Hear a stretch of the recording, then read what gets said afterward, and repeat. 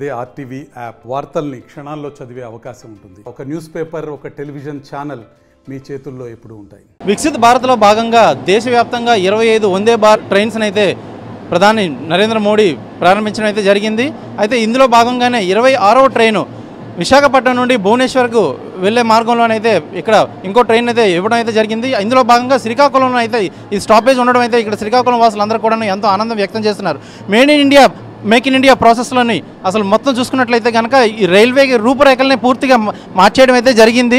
ఎంతో విశాలవంతమైనటువంటి ఈ యూనిట్స్ని ఏర్పాటు చేశారు. అలాగే ఈఎంయూ లాంటి ఇంజన్స్ని ఇందులో సెటప్ కూడా చేయడం జరిగింది. మన పాత కనుక శతాబ్ది ట్రైన్స్ని పోలి ఉన్నట్లుగా ఉంటాయి. శతాబ్దికి ఆల్టర్నేట్గా వచ్చినటువంటి ట్రైన్స్ ఈ వందే భారత్ ట్రైన్స్గా ఇక్కడైతే చెప్పుకోవడం జరుగుతుంది. అయితే ఇందులో చూసుకున్నట్లయితే కనుక పూర్తిగా ఈ కోచ్ యొక్క మీరు ఆ ఇంటీరియర్ చూసినట్లయితే కనుక ఇంటీరియర్ కంప్లీట్లీ ఒక ఎయిర్లైన్స్కి సంబంధించినటువంటి ఇంటీరియర్స్లా ఇక్కడ ఉండడం అయితే ప్రతి ఒక్కరిని కూడా ఆశ్చర్యపరుస్తుంటాయి. ఇక్కడ చూసుకున్నట్లయితే కనుక ఫ్లైట్కి సంబంధించినటువంటి ఫ్లైట్కి అసలు ఏ విధంగా కూడా తక్కువ కాకుండా ఇక్కడ ఉన్నటువంటి ప్రతి ఒక్క ఇంటీరియర్ కూడా ఇక్కడ డిజైన్ చేయడం జరిగింది. మీరు చూసుకున్నట్లయితే కనుక ఫ్లైట్ సీటింగ్ ఏ విధంగా ఉంటుందో అదే ఇవ్వడం జరిగింది. మీరు ఇక్కడ సీట్స్ మీద నెంబరింగ్ చూసుకున్నట్లయితే కనుక బ్లైండ్ పర్సన్స్ కూడా ఇక్కడ బ్రైలీలో ఉన్నటువంటి ఆ డిజైన్ చూసుకుని దాన్ని బట్టి వారి సీట్ మెంబర్ ఏదైతే ఉందో ఆ మెంబర్ని అయితే వాళ్ళు కనుగొనడం అయితే జరుగుతుంది. అది ఏ పరిస్థితిలోనైనా కానీ ఇక్కడ చూసుకున్నట్లయితే పూర్తిగా ఈ యొక్క రైల్వేలో తెచ్చినటువంటి ఈ మార్పు ఏదైతే ఉందో ఈ వినూత్నమైనటువంటి మార్పు ఇంతటి మంచి డిజైన్తో ఈ యొక్క క్యాబిన్స్ని అయితే ఇక్కడ డిజైన్ చేయడం జరిగిందంటే కనుక మీరు ఇక్కడ చూసుకున్నట్లయితే కనుక ఈ యొక్క డెస్టినేషన్ ఎక్కడి నుంచి ఎక్కడికి వెళ్తుంది ఏంటనేది కూడాను ఎల్ఈడి మానిటర్ స్క్రీన్స్లో పెట్టి అక్కడ ప్రతి ఒక్కరు కూడాను తెలియజేయడం అయితే జరుగుతుంది. అలాగే మీరు ఇక్కడ చూసుకున్నట్లయితే కనుక ఒక మెట్రో ట్రైన్ ఎలా అయితే ఉంటుందో మెట్రోని పోలి ఉన్నట్లుగా ఈ డిజైన్ కూడా ఉంది.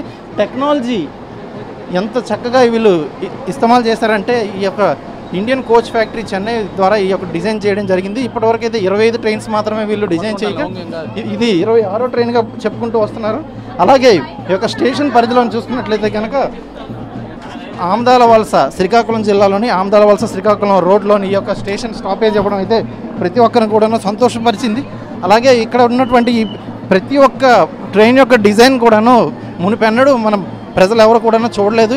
ఆంధ్రాలోకి వందే భారత్ ట్రైన్స్ ఉన్నప్పుడు కూడాను మారుమూల జిల్లా అయినటువంటి శ్రీకాకుళం జిల్లాలో మాత్రం ఈ యొక్క వందే భారత్ ట్రైన్ రావడం ప్రతి ఒక్కరిని కూడా ఆశ్చర్యపరుస్తుంది, ఆనందపరుస్తుంది. అలాగే ఈ యొక్క ట్రైన్ ఫెసిలిటీస్ ఏవైతే ఉన్నాయో ఇవి ఒక ఫ్లైట్ ఫెసిలిటీస్కి ఎయిర్లైన్ ఫెసిలిటీస్కి ఎక్కడా కూడా తక్కువ కాకుండా ఈ యొక్క ట్రైన్ అయితే డిజైన్ చేయడం జరిగింది. అయితే ఇప్పటి వరకు మనం చూసుకున్నట్లయితే కనుక వందే భారత్ ట్రైన్స్ అన్నీ కూడాను వైట్ కలర్లో ఉండడం అయితే మీరు గమనించి ఉంటారు. కానీ ఇవి మాత్రం వైట్ కలర్లో కాకుండా ఆరెంజ్ కలర్లో ఉండడం అయితే ప్రతి ఒక్కరిని కూడాను మరింత ఆశ్చర్యాన్ని అయితే గురి చేస్తున్నాయి. ఎందుకంటే white colour Vande Bharat trains అయితే ఇప్పటివరకు చూసాం. కానీ ఇటువంటి ఆరెంజ్ కలర్స్ మాత్రం మీరు చూసుకున్నట్లయితే కనుక ఎంతో చక్కగా ఇవి ఉన్నాయి. ఇప్పుడు చూసుకున్నట్లయితే కనుక ఒక వ్యక్తి కనుక ఏమైనా అక్కడ మధ్యలో ఉన్నా ఏవైనా సరే ఆటోమేటిక్ సెన్సార్ డోర్స్ని అయితే అక్కడ ఏర్పాటు చేయడం జరిగింది.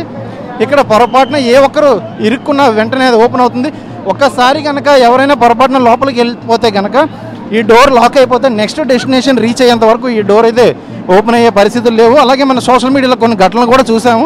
సరదాగా చూద్దామని వెళ్ళిన వారంతా కూడాను ఆ లోపల ఇరుక్కొని ఎంతో ఇబ్బంది పడ్డారు. ఈ యొక్క ట్రైన్ని ఎంత చక్కగా డిజైన్ చేశారంటే ప్రతి ఒక్క ప్యాసింజర్ కూడాను అందులో ఉన్నటువంటి ప్రతి ఒక్క ఫెసిలిటీని ఎంజాయ్ చేసేలాగా వారి యొక్క సీటింగ్ అలాగే జర్నీ ఎక్స్పీరియన్స్ ఏదైతే ఉందో నలుగురితో చెప్పుకొని చాలా సంతోషించేలాగా మాత్రం డిజైన్ చేయడం అయితే జరిగింది. భారతీయ రైల్వే తీసుకున్నటువంటి డిజైన్ ఏదైతే ఉందో ఈ డిజైన్ ప్రజలందరూ కూడాను ఈ యొక్క ట్రైన్ యొక్క రాకతో వారు ఎంతో సంతృప్తి చెందుతున్నారు. వారి మాటల్లో తెలుసుకున్నాం అసలు ఈ ట్రైన్ హీరో హర్షం వ్యక్తం చేస్తున్నారు అనేది మాత్రం చూద్దాము. అసలు ఆమదాల వలస లాంటి స్టేషన్కి వందే భారత్ స్టాపేజ్ అవ్వడం పట్ల మీ అభిప్రాయం? ఇది ఆంధ్రప్రదేశ్కి ఒక చివరైనటువంటి స్టేషను. అలాంటి చివరి స్టేషన్స్కి మన కింద్రాపు రామ్మోహన్ నాయుడు గారి నాయకత్వంలో ఆ రోజు అనమాట కేంద్ర మంత్రి గారికి రిప్రజెంటేషన్ ఇవ్వడం జరిగింది. ఆ రిప్రజెంటేషన్ ఇచ్చిన తర్వాత మోడీ గారు సానుకూలంగా స్పందించి తప్పనిసరిగా అన్ని గ్రామాలు ఉత్తరాంధ్రలో కవర్ అవుతుంది అన్నటువంటి ఉద్దేశంతో ఈరోజు అనమాట కింద్రాపు రామ్మోహన్ నాయుడు గారి నాయకత్వంలో ఈ వందే భారత్ ట్రైన్ అన్నటువంటిది రావడం జరిగింది. ఎక్కడో విజయవాడ, హైదరాబాదు, అలాగే వైజాగ్ కాకుండా శ్రీకాకుళం, ఇచ్చాపురం, పలాసలో కూడా ఈ కార్యక్రమాన్ని మనం చేయాలి. ప్రతి ఒక్క ప్రయాణికుడికి అందుబాటులో ఉంచాలి అన్నటువంటిదే. మరి సుదీర్ఘ ప్రాంతంగా రాజకీయం చేసినట్టు కింద్రాపు ఎర్రనాయుడు గారు తనయుడు మరి వాళ్ళ రామ్మోహన్ నాయుడు గారు ఎంతో మేధావిగా సకల భాషలో మాట్లాడి భారతదేశంలోనే ఇవాళ పార్లమెంట్లోనే బ్రహ్మాండమైనటువంటి పేరు ప్రఖ్యాతులు తీసుకొచ్చినటువంటి ఘనత రామ్మోహన్ నాయుడు గారికి దక్కుతుంది. రామ్మోహన్ నాయుడు గారి నాయకత్వం మరి అలాంటి మేధావి ఇవాళ ఇంకా కొనసాగి ముందు ఇంకా మంచి పదవులకు వెళ్ళాలని మోడీ గారి ఆశీస్సులు మా శ్రీకాకుళం జిల్లాపై, ఆంధ్రప్రదేశ్పై ఉండాలని చెప్పేసి మేము పదే పదే ఆయనకి పెద్దవారు హృదయపూర్వకంగా చేతులెత్తి నమస్కరిస్తున్నాం.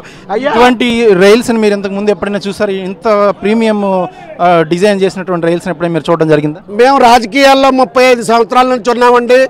ఇలాంటి మంచి ట్రైన్స్, ఇంత బ్రహ్మాండమైనటువంటి ట్రైన్స్ అన్నటువంటిది మేము ఈ స్టేషన్లో అన్నటువంటిది ఇదే చూడడం ప్రథమం. మరి ఇలాంటి తెచ్చినటువంటి ఘనత మోడీ గారికి, మరి అలాగే మన పార్లమెంట్ సభ్యులు మరి ఎర్రనాయుడు గారు తనయుడు రామ్మోహన్ నాయుడు గారికి పేరు పేరున హృదయపూర్వకమైన ధన్యవాదాలు తెలియజేస్తున్నాం. మామూలుగా మీరు చూసుకున్నట్లయితే కనుక ఇటువంటి కోచెస్ని ఎక్కడ కూడా ఇంత త్వరగా, ఇంత తక్కువ టైంలోనే ఇప్పుడు కూడా డిజైన్ చేసి ప్రజలకు అందించే పరిస్థితులు అయితే కనిపించలేదు. కానీ ఇప్పుడు చూసుకున్నట్లయితే 25 ట్రైన్లు ముందే ప్రవేశపెట్టారు. అందులో 25వ ట్రైన్ అటువంటి ఈ ట్రైను శ్రీకాకుళం లాంటి చిన్న స్టేషన్లోని ఆగటం పట్ల అసలు మీరు ఏ విధంగా భావిస్తున్నారు?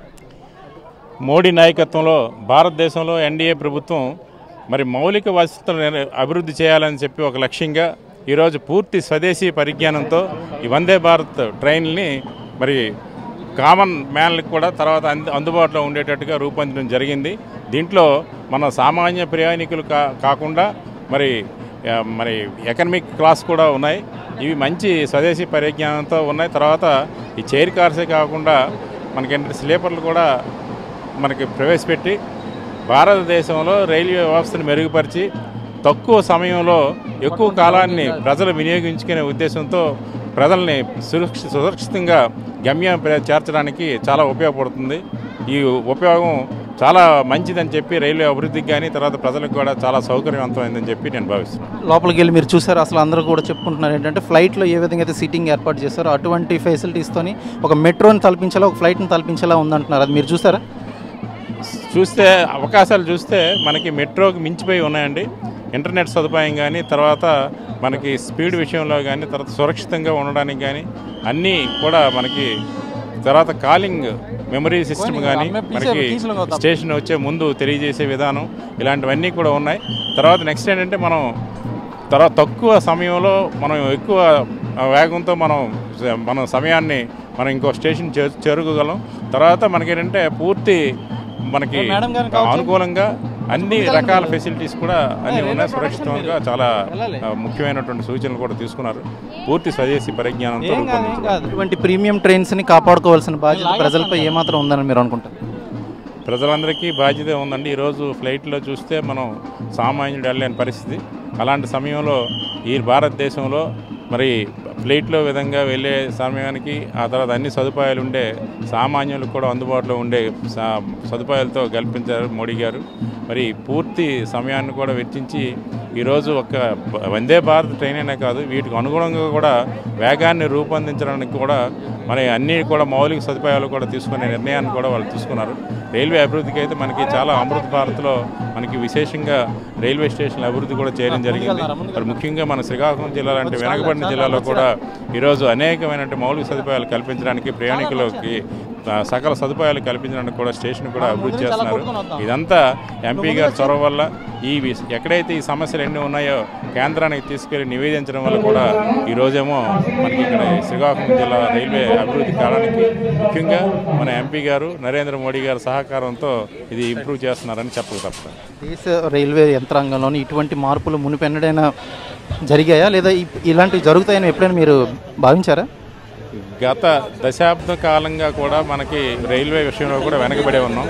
ఎన్డీఏ ప్రభుత్వం వచ్చిన తర్వాత దేశంలో ఒక రైల్వే అని కాదు మౌలిక వసతుల అభివృద్ధి ఉంటేనే దేశ అభివృద్ధి సాధ్యం అని చెప్పి ప్రపంచ దేశాల్లో కూడా మనం ధీటుగా నిలబడం అని చెప్పి మరి ముఖ్యంగా సరుకులు చేరవేత కానీ రవాణా సౌకర్యం కానీ ప్రయాణికుల రవాణా కానీ అన్నిటికంటే మెరుగుపరిచే దిశగా రైల్వే వ్యవస్థని సామాన్యుడి నుంచి పెద్ద తరగతి కూడా అందుబాటులో ఉండే విధంగా ఈ వ్యవస్థను రూపొందించాలనే ఉద్దేశంతో నరేంద్ర మోడీ గారి నాయకత్వంలో ఈ రోజున రైల్వేల అభివృద్ధికి నడుం కట్టి ఈరోజు చిత్తశుద్ధితో పనిచేస్తున్నటువంటి ప్రభుత్వం ఎన్డీఏ ప్రభుత్వం. చూసుకున్నట్లయితే కనుక వందే భారత్ లాంటి ప్రీమియం ట్రైన్స్ని ప్రజలు ఖచ్చితంగా కాపాడుకోవాలి. అలాగే సుదీర్ఘ ప్రాంతాలకు వెళ్లాల్సిన వారికి సకాలంలో గమ్యస్థానాన్ని చేర్చేందుకు ఇటువంటి ట్రైన్స్ అయితే మాత్రం మరిన్ని ఇంకా ముందుకు రావాలని అయితే చెప్పడం జరుగుతుంది. అయితే మోడీ సర్కార్లోని ఇచ్చేసినటువంటి రైల్వేలో వినూత్నమైనటువంటి మార్పులు మాత్రం ప్రజలందరూ కూడాను హర్షం వ్యక్తం చేస్తున్నారు. ఎందుకంటే స్టేషన్ అభివృద్ధి కానీ అటు ట్రైన్స్ అభివృద్ధి కానీ ట్రాక్ పనులు కానీ ప్రతిదీ కూడాను శరవేగంగా పనులు ముగించుకుంటూ ప్రజలకి అందుబాటులోకి తెచ్చేందుకైతే మాత్రం నిరంతరం కృషి చేస్తుంది ఈ ప్రభుత్వం అని చెప్పి అయితే ప్రజలందరూ కూడా చెప్పుకోవడం జరుగుతుంది. అయితే ఫ్లైట్స్ అలాగే మెట్రోస్ని మించి ఇటువంటి ప్రీమియం సెటప్స్తోని యూనిట్స్ ఏవైతే డిజైన్ చేశారో ఇవి మాత్రం ప్రజలను మాత్రం ఎంతో ఆకర్షిస్తుంది. అలాగే అందులో జర్నీ చేసినట్లయితే కనుక ఆ జర్నీ యొక్క ఫీల్ ఏదైతే ఉందో అది ప్రతి ఒక్కరిని కూడాను ఎంతో సంతోషంగా ఆ గమ్యస్థానాన్ని చేర్చేందుకైతే గమ్యస్థానాన్ని చేర్చేందుకైతే ఆ గమ్యస్థానంలో చేరే వరకు వారికి ఎటువంటి అసౌకర్యం కలగకుండా మాత్రం అక్కడ ఆ ప్రయాణ సౌకర్యాలు అయితే కల్పిస్తున్నారు.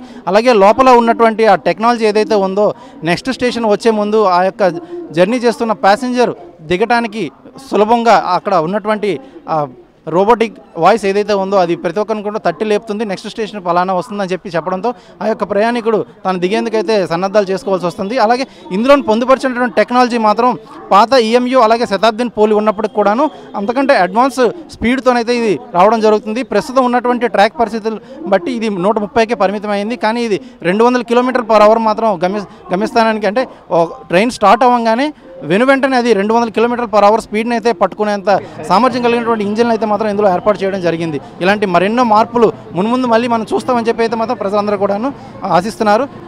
ఆంధ్రప్రదేశ్ స్టేషన్ నుండి వీడియో జర్నలిస్ట్ రామకృష్ణతో సురేష్, RTV శ్రీకాకుళం. మరిన్ని వీడియోస్ కోసం ఛానల్ ని సబ్స్క్రైబ్ చేయండి. లేటెస్ట్ అప్డేట్స్ కోసం వాట్సాప్ ఛానల్ ని ఫాలో చేయండి. అండ్ లింక్ డిస్క్రిప్షన్ లో ఉంది.